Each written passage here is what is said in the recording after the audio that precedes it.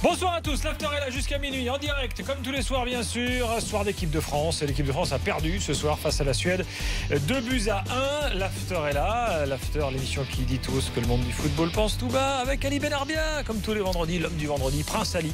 Salut Ali. Friday night. Voilà. Pas Saturday. Daniel Riolo est là également ce soir. Salut Dani. L'équipe de France dit Daniel. Eh oui. Il est là, Daniel, bonsoir. Alors, la France perd en Suède 2-1. Il y a également plein d'autres résultats intéressants ce soir. Il faut notamment qu'on se penche sur ce qui s'est passé dans le groupe des Bleus ce soir, parce qu'il y a un resserrement général, vous allez le voir au classement dans quelques instants. Les Pays-Bas ont battu le Luxembourg dans le même temps, 5-0, début de Robben, Schneider, Wijnaldum, Promesse et Janssen. Et puis la Biélorussie a battu la Bulgarie 2-1 ce soir. Ce qui signifie qu'au classement, eh bien, la Suède est devant la France, même nombre de points, 13. Alors c'est une compétition FIFA. Quand c'est une compétition FIFA, retenez bien ça, ce n'est pas le goal average particulier qui est en tenue de compte, c'est le goal average général. Voilà. Et avec un petit but de plus que la France, la Suède est première. 13 points, plus 8, plus 7 pour la France.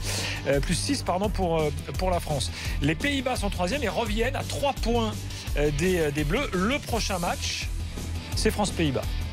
Ce sera le 31 août. Ça veut dire quoi? Il faut mettre des valises? Ce sera important de mettre des valises, oui, parce que c'est la différence générale qui compte au final. Si tu as égalité de points avec la Suède, par exemple, ou les Pays-Bas s'ils reviennent. Bon. Parce que, juste petit point quand même, petit point calendrier, sur les 4 derniers matchs restants, la France reçoit 3 fois. Sur les 4 derniers matchs restants, la Suède se déplace 3 fois. Exactement. Donc le calendrier français est tout de même plus avantageux. Se déplace où? C'est ça qui est important. Alors, si c'est le Luxembourg, si c'est la Biélorussie. La Suède reçoit le Luxembourg et se déplace aux Pays-Bas, se déplace en Bulgarie, se déplace en Biélorussie. Ouais, donc c'est beaucoup plus. Alors que la France reçoit les Pays-Bas, le seul déplacement des Bleus, c'est en Bulgarie. Ouais, qui sera pas évident. On reçoit la Biélorussie. Tu me diras, la Biélorussie a déjà gagné en France. Ouais, exactement. Et les Bulgares chez eux, c'est pas mal. Et les Bulgares chez eux, c'est toujours des matchs historiques pour la France. Enfin, match en tout cas où il se passe des choses. Voilà, bon, on rappellera tout ça ce soir, évidemment. Mais vous le savez, dans l'after, on démarre toujours par les 3 points, parce que l'essentiel, c'est les 3 points. Même si ce soir, pour la France, il y a 0 points. Le plus important, c'est 3 points. L'important, c'est l'essentiel. Et souvent, l'essentiel, c'est le plus important. 3 points de débat. Ali, quels sont les tiens ce soir? Premier point, je vais dire Coupe du Monde. Pourquoi? On n'a pas cette mentalité, comme peut-être les Allemands, en se disant, sous prétexte qu'on joue contre la Suède et qu'on est premier, quand on est à 1-1, on est devant, on reste devant, et on a juste une chose à penser, c'est la voie pour la Coupe du Monde. Là, non. Les Français cherchaient à gagner le match.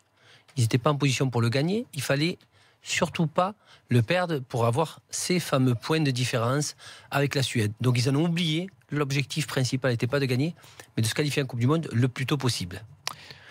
Deuxième point, Loris. Pourquoi? J'en parlais juste Daniel avant. Un gardien de son expérience et de son brassard, c'est lui qui doit freiner, c'est lui qui doit calmer, et c'est pas lui qui doit vite essayer de relancer ou paniquer parce qu'il a été pressé par l'attaquant. C'est un joueur d'expérience. On a dit qu'il a dépassé les sections pratiquement de tout le monde, et il ne peut pas faire une erreur comme ça. Bien sûr, ça coûte cher, mais c'est pas à lui de la faire, cette erreur, à quelqu'un d'autre.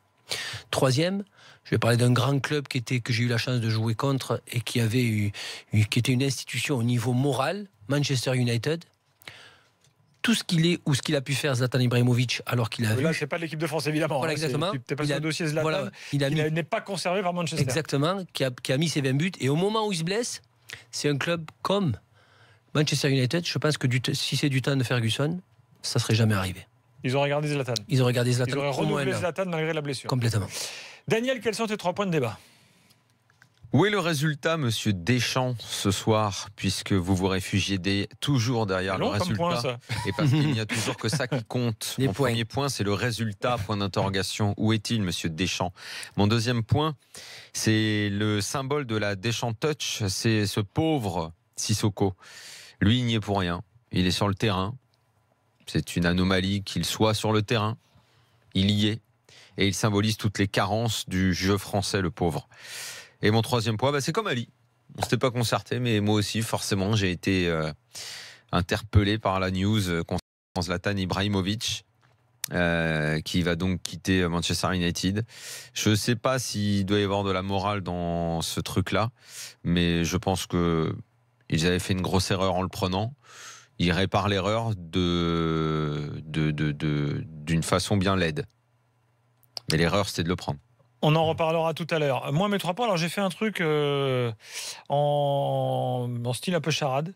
J'ai mis premier point situé, deuxième point trop frileux, troisième point tu te brûles. J'adore, bravo. Voilà. J'aime bien. beaucoup ça. Voilà, je sais pas vous. Donc, enfin, c'est les gens qui regardent à la télé. Qu'est-ce qu'il veut dire? C'est quoi? J'ai pas compris. Ça rejoint un peu ce qu'on dit depuis plusieurs jours. Alors, Sissoko, malheureusement, se retrouve un peu le symbole, malgré lui, de tout ça. C'est lui qui porte la croix de la Deschamps Touch. Mais c'est malheureux parce qu'il est pour, comme dit Daniel. La Deschamps Touch. Comme dit Daniel, il est pour rien. Ça comme un fardeau. On lui a collé sur le dos. C'est pas ça. On part sur le principe que tu joues avec tes meilleurs joueurs. N'Golo Kanté, il doit être sûr. T'as vu que Antonio Conte veut envoyer une télé à Deschamps. Ils se connaissent bien. Je sais pas, vous le mettez pas titulaire. Donc, parce que je déconne, je sais pas s'il a vraiment dit ça, mais j'ai vu une image passer, ça m'a fait marrer. Conte, s'il voit à la fois Pogba et Matuidi qui sont des milieux relayeurs et qu'il n'y a pas de sentinelle devant pour un petit peu réguler les problèmes, il doit se poser des questions. Surtout que Deschamps et Conte ont le même poste. Regarde, juste pour démarrer de façon un peu désordonnée. L'équipe de France a terminé en 4-4-2. Et on aura remarqué que 2 Monégasques sont entrés. Lemar et Mbappé. Donc ils ont terminé, on va dire, en modèle Monaco. Avec Lemar, Mbappé à côté de l'attaquant, de pointe, et donc un mec côté droit. À Monaco, c'est qui ce gars-là, normalement? Bernardo Silva. Ouais. Et là, c'est qui? Sissoko. Tout est dit. Au revoir. On peut terminer? Je peux m'en aller? L'after est fini, on a tout dit. Alors, bien sûr, le 32-16 est ouvert. On va évoquer tout cela. Juste avant qu'on parle du cas Loris, comme ça on l'évacuera tout de suite. Remarquez quand même que l'équipe de France se fait planter par 2 Toulousains. C'est-à-dire qu'avant la match, tu te dis tu vas perdre contre 2 mecs de Toulouse. Des mecs en plus fait, non, c'est eux qui marquent. Des mecs que l'excellent coach du TFC ne fait pas jouer. Et ne évidemment. veut plus. Il en veut plus. C'est normal, le mec, il savent jouer un peu au ballon. Tu penses qu'il va pas en vouloir? Mais c'est vrai que là, Duprat dans sa télé, donne-lui 2-3 bûcherons à l'image de Scam Deschamps et il sera pour content. en revenir à cette action, tout le monde dit oui, mais Mendy fait son boulot de rentrée. C'est bien. Mais Payet est en train de marcher. Payet, il est à la ramasse. Il n'est pas à la ramasse, Daniel. Tu sais pourquoi? Parce que physiquement, il n'est pas à la ramasse. Mais il marche. Quand tu marches un certain temps. Oui, mais il n'est pas concentré à minima. Alors, moi, je dis à la ramasse, il n'est pas là où il faut. Ouais, voilà, c'est même pas physique. C'est-à-dire qu'il s'est même pas dit. Il n'a pas le coup d'œil de se dire le ballon peut arriver là. Non, tu jettes un coup d'œil derrière toi. Quand t'es joueur, ça m'arrivait d'être milieu sur le côté. Il n'y a personne. Marche. Tu t'en fous. Il y a quelqu'un. La moindre des choses, c'est marche vers lui. Au cas où. Au moins vers lui. Tu sais pourquoi? Parce que ce que je faisais à la rigueur, c'est quand tu marches vers lui, Daniel, au pire, quand le mec il va pour rentrer, tu te mets sur sa route. On ne te demande pas de défendre. C'est ce qui gêne. Là, non. Non, mais là. Non, mais c'est ce on va dire tort partagé, mais tu sais que Payet, il est à côté du joueur. Non, mais c'est pas ça. Qu'est-ce fait ce but-là, de suite après l'égalisation. Non, mais de suite après, tu rentres à la mi-temps 1-0. Puis même si tu joues pas bien, comme tu dis, Daniel, au niveau des résultats, et tu rentres avec une. Très franchement, moi, sur les 2 buts, franchement, je veux pas tomber sur un mec. Sur le premier, c'est une cascade. D'abord, il doit pas centrer de cette façon. Les deux. Le ballon part quand même d'un côté, il arrive complètement de l'autre côté. Mendy, rentre à l'intérieur. Deschamps est pas là. Matuidi pourrait éventuellement également se retrouver là pour couvrir tout. Sur le banc, Deschamps n'est pas là. Et j'ai dit quoi? Deschamps n'est pas là. Matuidi, je voulais dire. Oui. Payet, oui. Parce que Deschamps, il est sur le banc. Oui, pardon. J'ai vraiment dit Deschamps. Je suis fatigué. Je crois que tu es obsédé un peu par Deschamps. Voilà. Et sur le dernier, franchement, moi je veux pas. Moi je tombe pas sur Lloris parce que le but est tellement dingue. Le but est tellement dingue qu'en fait c'est comme si je vais pas faire dans le côté irrationnel, le signe du ciel. Il frappe ou de son camp. On revoit l'action sur ça. Limite. J'aime pas ces trucs-là. Mais on a vraiment l'impression que le but tombe du ciel, comme pour dire à Deschamps un peu ce que tu as dit toi dans tes 3 points.